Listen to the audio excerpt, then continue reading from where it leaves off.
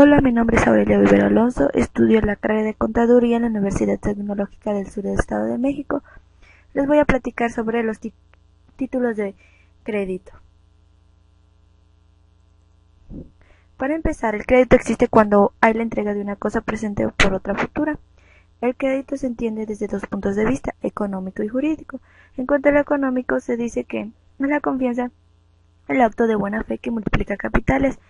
El jurídico, que dice que es el negocio jurídico en el que el acreditante traslada un valor económico y actual al acreditado, que es el que tiene la obligación de devolver su valor equivalente en el tiempo acordado, más las comisiones o intereses. Existe una definición doctrinal del título de crédito. César Vivante afirma que los títulos de crédito son documentos necesarios para ejercitar el derecho literal y autónomo que en ellos se asigna. Felipe de Tena dice que sin los títulos de crédito no podemos ejercitar y proceder al cobro de la cantidad respectiva, porque estos sirven para demostrar en forma gráfica una relación jurídica o periódica.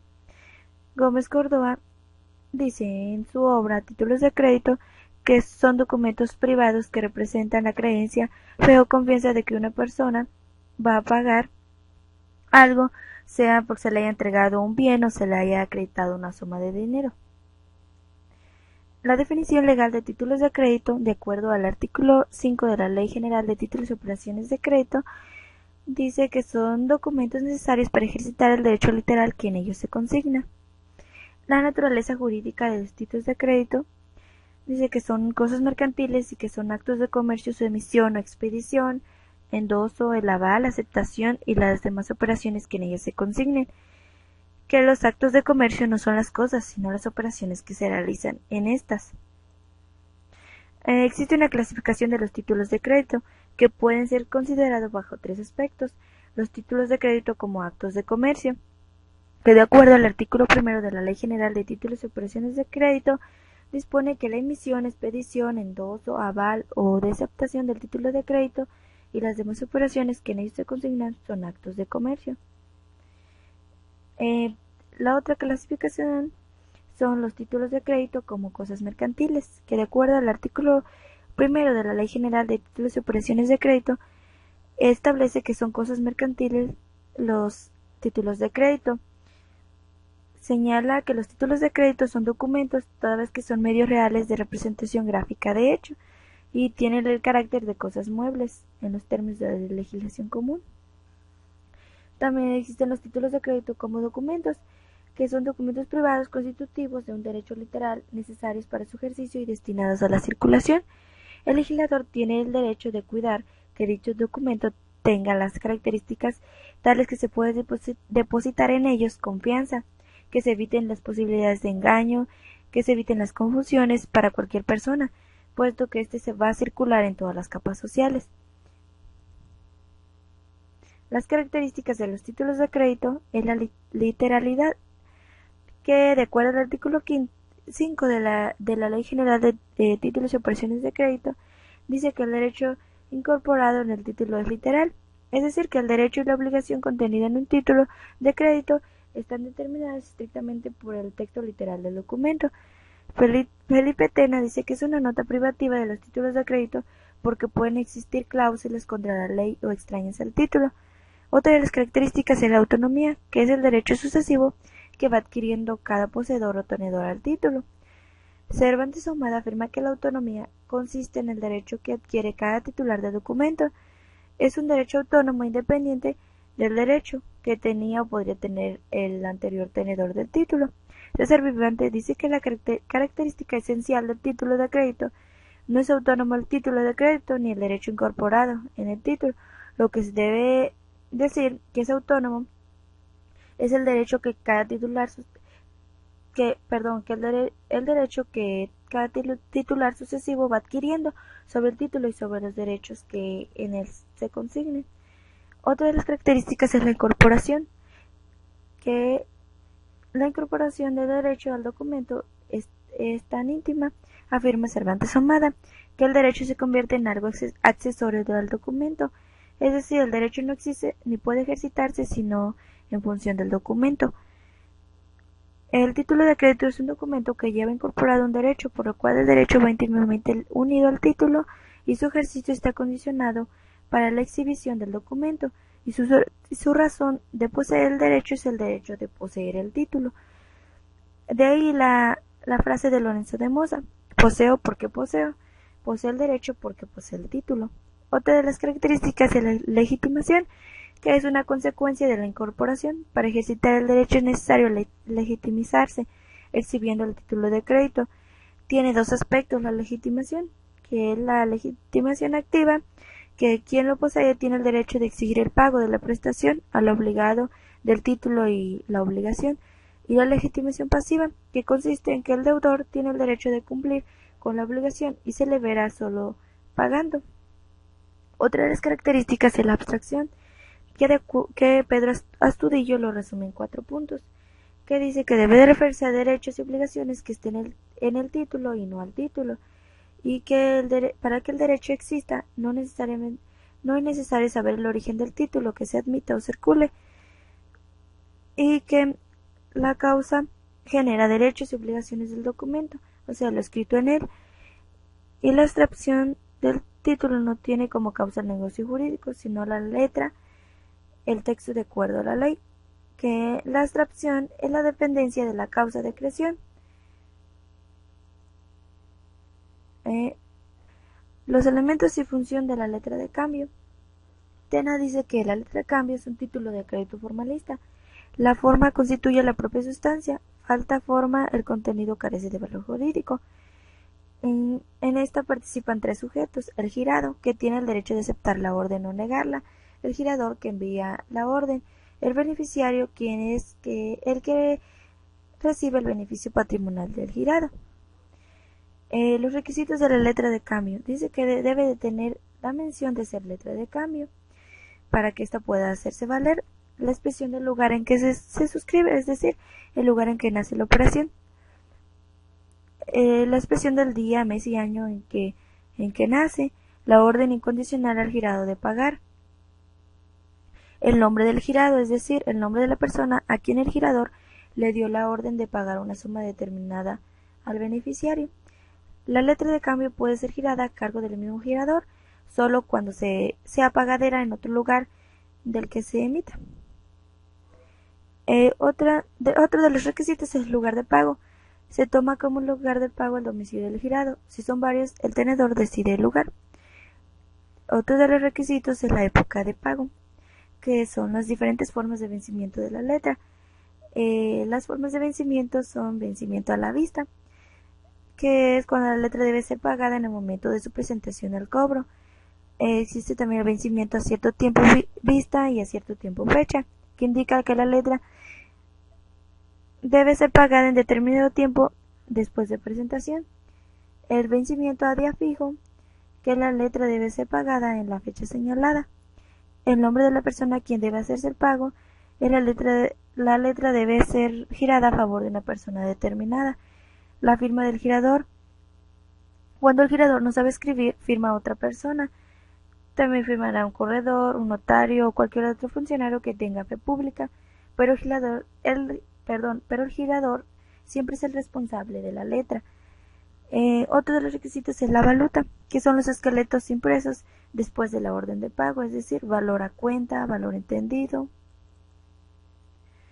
Otro de los requisitos es que la letra es la letra documentada, en la que se le pueden insertar documentos contra aceptación, documentos contra pago, o bien DA, DP, que indica que la letra va acompañada de documentos que se le entregarán al girado cuando haga la aceptación o pago de la letra. La aceptación es el acto por el cual el girado o otra persona indica en la letra que admite la orden de pagar determinada suma de dinero al vencimiento. Debe de expresarse en la letra como acepto y la firma o tan solo la firma. Presentación para aceptación y pago, que las fechas se determina por el vencimiento de la letra. Si a cierto tiempo vista, deberá presentarse dentro de los 6 meses que siguen a la fecha, y a día fijo a cierto tiempo fecha deberá hacerse el último día hábil anterior al vencimiento. Lugar de aceptación de la letra de cambio. Debe presentarse en el domicilio señalado en la letra. En caso de no señalar, se presentará en el domicilio del girado. Si son varios domicilios, el tenedor elige el que más le convenga. La aceptación total o parcial de la letra, que la aceptación y la orden de pago debe ser incondicional. Para que el girado acepte una cantidad menor que el monto de la orden de pago, debe admitir y esperar a la del vencimiento de la letra para cobrar por la cantidad que el girado aceptó, y por el resto deberá levantar el protesto para cobrarles a los obligados en vías de regreso. La negativa de aceptar la letra de cambio. Si el girado no acepta, deberá levantarse el protesto. Aceptación por intervención. Si la letra se protesta por falta de aceptación, se extingue la acción cambiaria por falta de aceptación. Pueden aceptar como interventores el girado, los recomendatarios, cualquier otro obligado en la letra o un tercero. El aval, que con este garantiza el pago de la letra de cambio, garantía del pago del importe de la letra de cambio. La firma del avalista lo convierte en deudor cambiario, tiende a aumentar la certidumbre del pago del documento. La aval y fianza. El aval es una declaración literal de voluntad. La fianza es un negocio jurídico contractual. En la fianza existe una obligación y dos deudores. En el aval hay dos obligaciones y dos deudores. El aval debe constar en el mismo título, debe constar en el título mismo o en una hoja adherida, y la fianza se puede hacer en un documento separado. El endoso es la forma de circulación propia de los títulos de crédito nominativos, y la orden se realiza a través del endoso y la entrega del documento. Los requisitos son el nombre del endosatario, o sea, quien transmite el título, la clase de endoso, en propiedad, en procuración o en garantía, lugar en donde se hace, fecha en que se hace y firma del endosante. Las clases del endoso. El endoso en propiedad: se transfiere la propiedad del título y todos los derechos. Endoso en procuración: verdadero mandato otorgado por el endosante al endosatario. Faculta para cobrar título, para protestarlo y para endosarlo en procuración. El endoso en garantía es la forma de establecer un derecho real de prenda sobre títulos de crédito. Las cláusulas en garantía, en prenda, atribuyen al endosatario todos los derechos y obligaciones de un acreedor prendatario respecto al título endosado. El pretexto de acuerdo atenan, que es la certificación auténtica expedida por un depositario de fe pública, que hace constar el hecho de haberse presentado oportunamente la letra para su aceptación o para su pago a las personas llamadas a aceptarla o pagarla, sin que éstas lo hayan hecho a pesar del requerimiento respectivo. El protesto puede ser hecho por medio del notario o corredor público o con la primera autoridad política del lugar. Las acciones cambiarias. Las acciones ejecutivas derivadas de la letra de cambio. Ejercicio de la acción cambiaria en los siguientes casos: por falta de aceptación o aceptación parcial, por falta de pago o pago parcial, cuando el girado o el aceptante fueren declarados en estado de quiebra o de concurso, es cuando se puede efectuar una acción cambiaria. Los tipos de acciones cambiarias. La acción cambiaria puede ser directa o de ingreso. La acción cambiaria es directa cuando se ejercita en contra del aceptante o de sus avalistas. Mediante el ejercicio de la acción cambiaria, el tenedor puede reclamar el pago del importe de la letra o de los intereses moratorios desde la fecha de su vencimiento, de los gastos de protesto y gastos legítimos. La acción cambiaria es de regreso cuando se ejercita contra cualquier otro obligado, girador, endosantes o avalistas. El obligado en vía de regreso que paga la letra mediante el ejercicio de la acción cambiaria tendrá derecho de exigir el reembolso de lo que hubiera pagado, los intereses moratorios, los gastos de cobranza, el precio de cambio ante la plaza de su domicilio y la de reembolso, más gastos de situación. La caducidad cambiaria impide que nazca el derecho cambiario porque no se llenaron formalidades requeridas. La prescripción supone la pérdida de la acción cambiaria por no haberla ejercitado en los plazos legalmente establecidos. La caducidad, que es el no nacimiento del derecho cambiario, existe cuando no se ejercita y en determinado tiempo prescribe.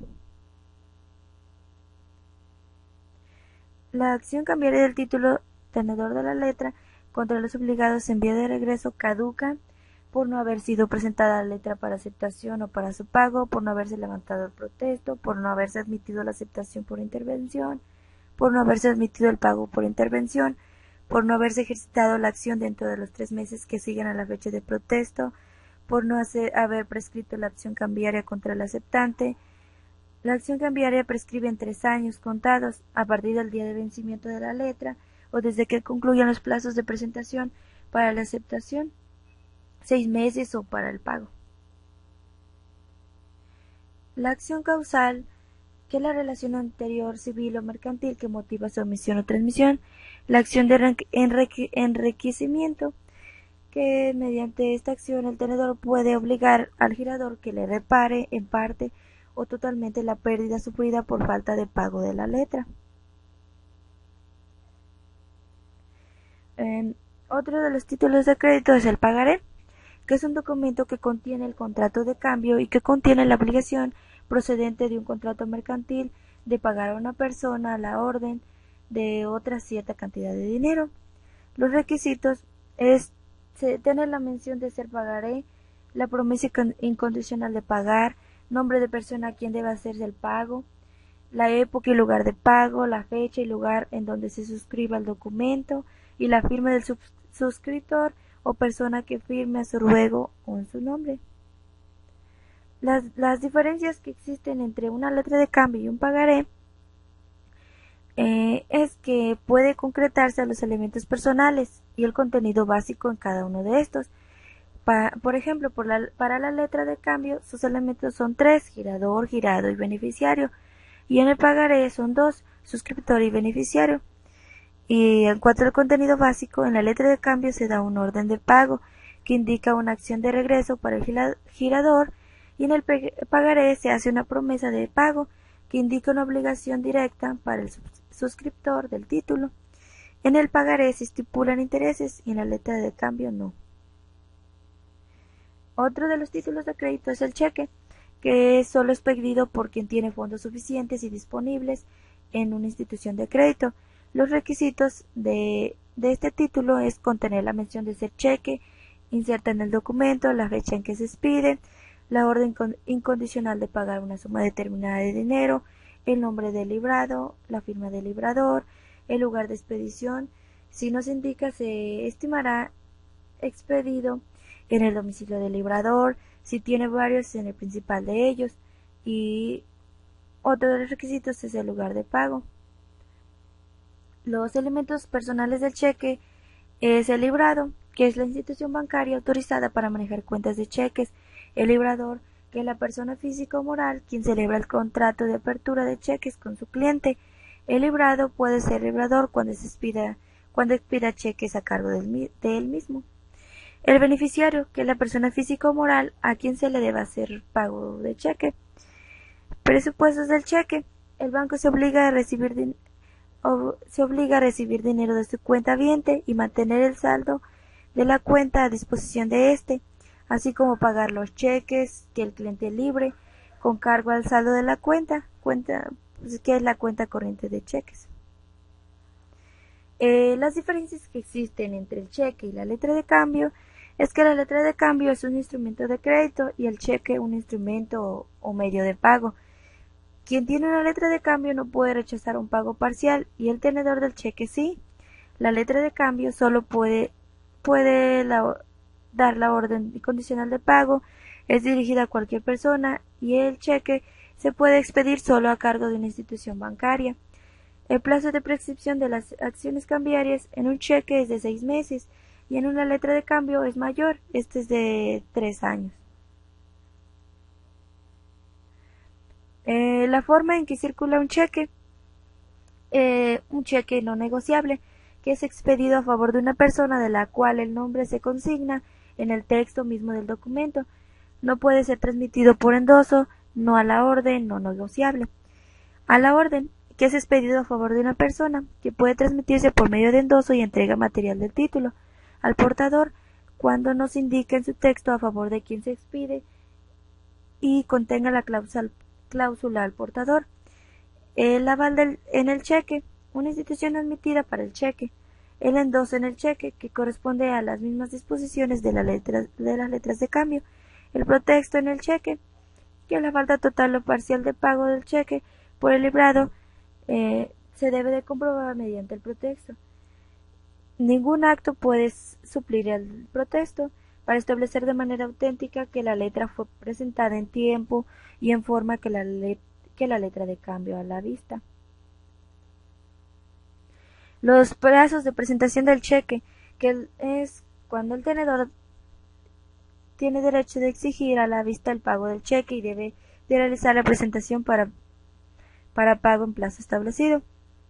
Se deberán de presentar para su pago dentro de los 15 días que sigan en su fecha si son pagaderos en el mismo lugar de expedición, dentro del mes si fueron expedidos y pagados en diversos lugares del territorio nacional, dentro de 3 meses si fueron expedidos en el extranjero y pagaderos en el territorio nacional. Efectos de la falta de presentación. Si el tenedor no presenta cheque, no pierde derechos para hacerlo efectivo. El librador debe pagar cuando tenga fondos suficientes. La presentación inoportuna del cheque para su pago. El tenedor pierde su acción de regreso en contra de endosantes y avalistas.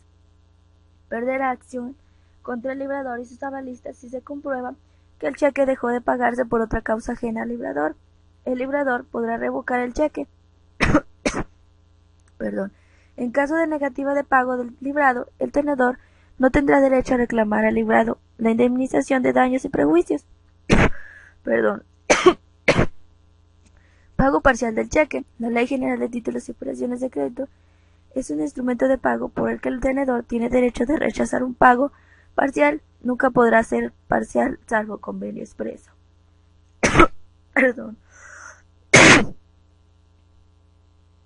Formas especiales del cheque. El cheque puede ser cruzado. El librador o tenedor cruza 2 líneas en el anverso del cheque. El cheque para buena cuenta. El librador o tenedor puede prohibir que el cheque se pague en efectivo expresando para buena cuenta. El cheque puede ser certificado, en el que el librador puede exigir al librado certifique el cheque, haciendo constar que tiene fondos suficientes para cubrir el cheque. El cheque no negociable no puede ser endosados por el tenedor. El cheque viajero expedidos por el librado a su propio cargo y pagaderos por establecimiento principal. El cheque de caja, que los expiden las instituciones de crédito a cargo de propias y dependencias, y estos cheques serán nominativos o a la orden. Acciones cambiarias, caducidad o prescripción. La acción cambiaria que el tenedor, en caso de que el librado se niegue a pagar el cheque, tendrá acción cambiaria de regreso para reclamar el librado, endosante y avalistas. Esto en caso de falta de pago o pago parcial. La caducidad del cheque. Si no se presenta protesta cheque en forma o plazos previstos, caducan las acciones de regreso del último tenedor en contra de endosantes y de sus avalistas entre sí. La prescripción dispone que las acciones cambiarias derivadas del cheque prescriben a los 6 meses desde que concluye el plazo de presentación a las del último tenedor.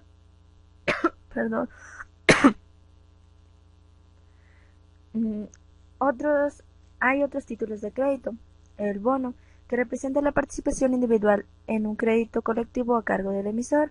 El bono financiero, que son emitidos por las sociedades financieras y garantizados con activos de la institución emisora, que consisten en acciones, obligaciones, entre otros. El bono hipotecario, que son emitidos por sociedades de crédito hipotecario y garantizados por activos de esa institución, que consisten en inmobiliarios. La cédula hipotecaria, que representa la participación del tenedor de un cheque. El certificado de depósito, que acredita la propiedad de mercancías o bienes depositados en el almacén perdón, normación general del depósito que emite el certificado. El certificado de participación es otro título de crédito que representa el derecho a una parte alícuota de los frutos o rendimientos de los valores. Espero les haya gustado esta explicación sobre los títulos de crédito.